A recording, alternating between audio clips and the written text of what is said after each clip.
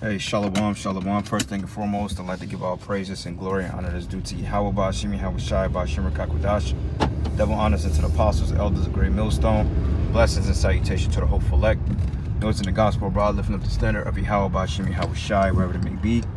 It's the Aki Mahaloya coming back with another lesson through the Spirit. Lord, it's will to be edifying. It's just a quick little in transit for you brothers out there. I know I received a few calls and just through the Spirit. I kind of know younger brothers that may be wanting to know how to observe the Passover. Lord's will, I try to repost the video I did last year. I try to repost it today, Lord's will, or sometime tomorrow, but hopefully today.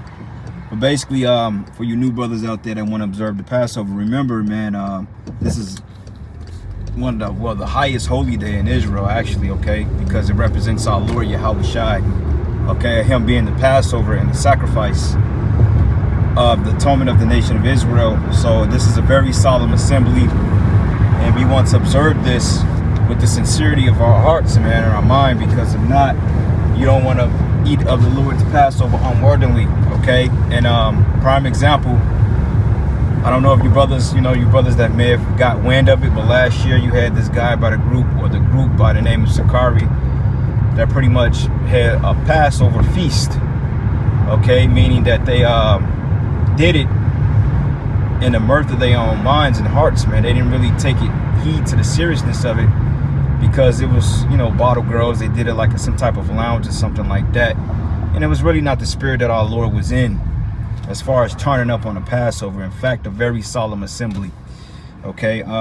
This year, I believe they're doing it around the same lines, but I believe they did it at a hookah lounge.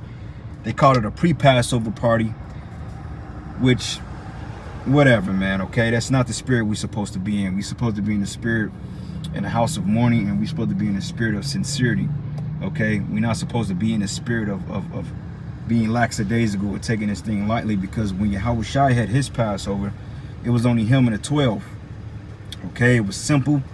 All right, they had the lamb, the wine, the unleavened bread, and they called it a day, man, okay, because that was the night before the Lord's crucifixion. So you imagine that he was very in a heavy and a sorrowful spirit, okay, which this Passover is rather different, like the ones we've been having. They've all, all the Passover we've had in the past have been very significant, man. Mainly the one we had 2 years ago when this whole ordeal kicked off. And something feels different about this one too, because now we're in a time of rumors of wars and rumors of wars. So we want to be mindful that if we're doing the Passover, you young brothers out there, if you're really ready to put your best foot forward and really commit to this truth, now would be the time to observe it. If not, then hey, you're playing games and you think you're not going to be stable, then don't partake in the Lord's work, in the Lord's body.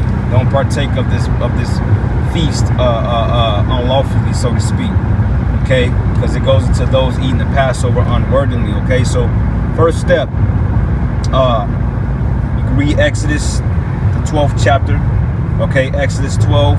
The whole chapter is good because it goes into the time of the Passover when we were to leave the land of Egypt.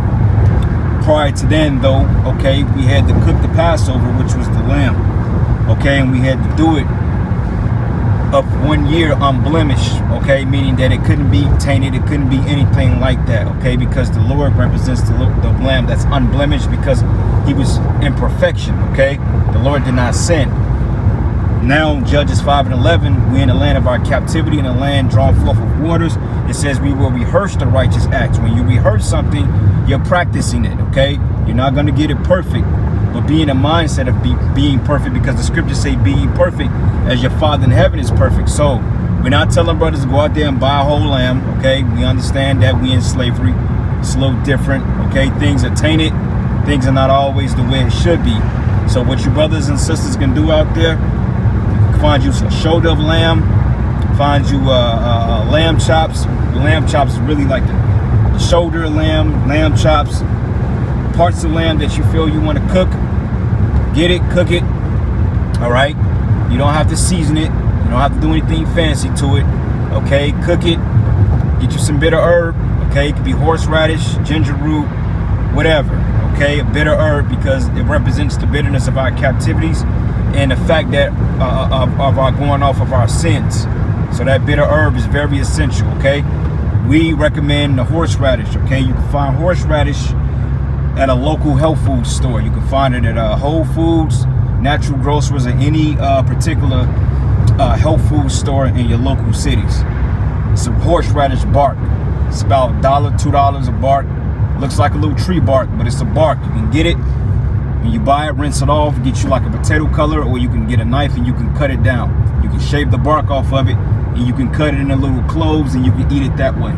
Whatever you don't eat, dispose of it, okay? Unleavened bread, okay? We understand that unleavened bread is basically bread with no yeast in it, and the reason why it was unleavened because it was cooked quick, okay? Brothers and sisters out there know anything about baking, okay? You understand that when you're baking cake or you're doing bread or biscuits, whatever, you have flour or leavening agent would cause the yeast to rise, which takes time. The reason why the Lord said we should eat bread without leaven because it was a haste. We ate it in a haste, and it was our time to depart from Egypt. Okay, so this represents that. And also that leavening agent represents getting the wickedness out of your spirits, man. Okay, not out of your houses, which is your physical houses, but also your bodies, your mind. Cleansing your temple of the unlawful deeds and of the hatred or whatever imperfections you may have, bring them before the altar, because you want to go into this Passover with the clear and sound mind. All right, you don't want to eat of it unworthily like a lot of men have done in the past. And the reason why the Lord is going to take them out, because it says you're responsible for the Lord's body if you eat unworthily. Okay, so long story short, the book of Exodus, the 12th chapter, is a good chapter to read. Also Matthew's, I believe, the 26th chapter, when it went into the whole concept of the communion. All right, when it says this is my body, eat, because I shed my blood for many, for the remission of sins, and this is my blood, drink it. Okay, which represents the wine, okay, the fruit of the vine. Like the Lord said, I won't drink it which you knew until I drink it new in my Father's kingdom. Okay, so the fruit of the vine represents the wine. It's not actual blood.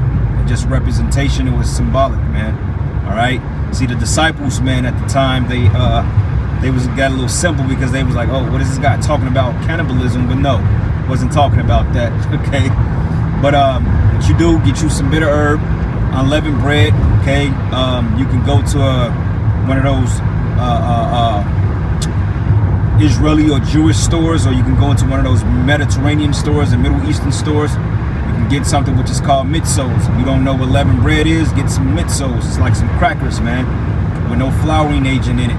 Okay, get you some red wine, lamb chop, shoulder lamb. Okay, get you a brick, whatever, but get just enough so you can eat it in haste, so you don't have any leftovers, because after a while, according to the scriptures, it say that you have to burn the leftovers. Okay, but we understand that, you know, brothers may not be able to burn it, so whatever you don't eat, just throw it away and dispose of it.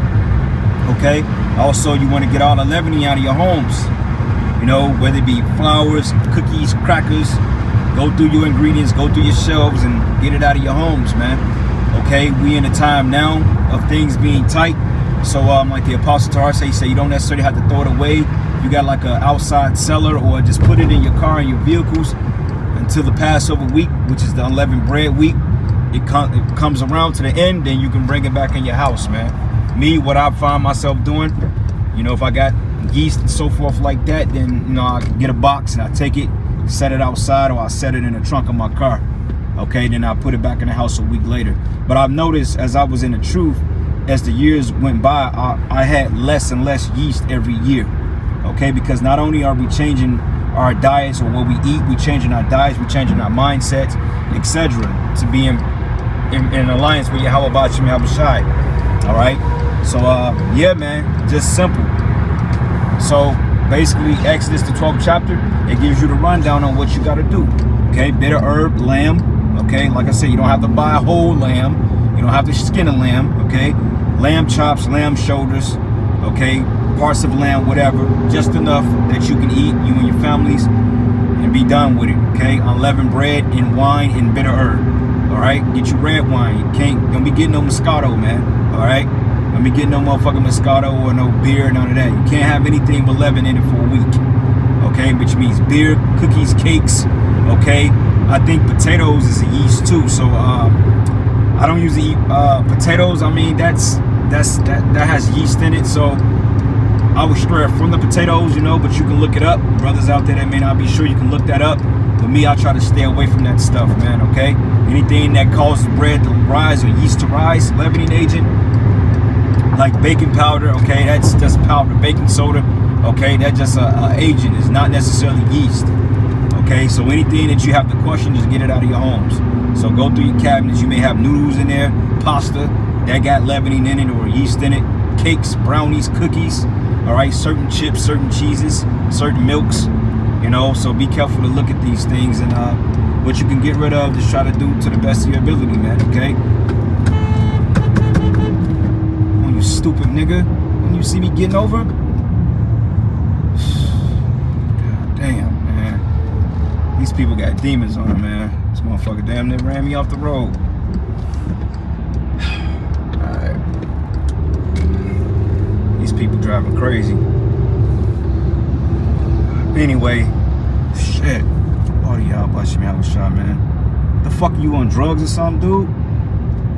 But anyway, man, Salaki for that. There's a lot of demons out here. That's how you know this Passover is going to be very, very different, because these people, I don't know if it's an accident up here, but this truck that cut me off, he's been driving like that, holding up traffic. So I don't know. But yeah, like I was saying, brothers, man, you know, just keep it to the best of your ability, man. Judges 5:11, rehearse the righteous acts, okay? You may not have a Torah or Torah, which means the book of the law. Brothers may not have that, man, that may not understand the Hebrew. Read Exodus, the 12th chapter. All right? It's an accident, it figures. Exodus, the 12th chapter is good. It gives you the rundown on how to do it, okay? So like I said, man, you want to get as much yeast and leaven out of your house that you know about. Cereals, whatever it may be. Man, hey, just practice just good habits throughout the week, man, okay? You know, brothers can lay off the alcohol and shit. Like, I believe vodka that has you got rye vodka that don't have yeast or leavening in it. Tequila is okay, but anything like beer, I think dark liquor, if I'm not mistaken, they may have like yeast in it. You can look that up as well. But if brothers gonna drink or have any type of beverage drinks or whatever, man, stay away from the beer, okay? Stay away from that shit. Beer has yeast in it. If you're gonna drink something like red wine, okay? Vodka don't have any type of yeast in it. If I don't think it has yeast in it, if I'm not mistaken. But anything like that, you know, you just want to keep yourself pure, okay? Because after the Passover, we immediately go into the Feast of Unleavened Bread. All right, so no leavening for 7 days. Okay, so tomorrow night and evening, which is the 4th day evening, is the Lord's Passover, followed by the Feast of Unleavened Bread. All the same thing.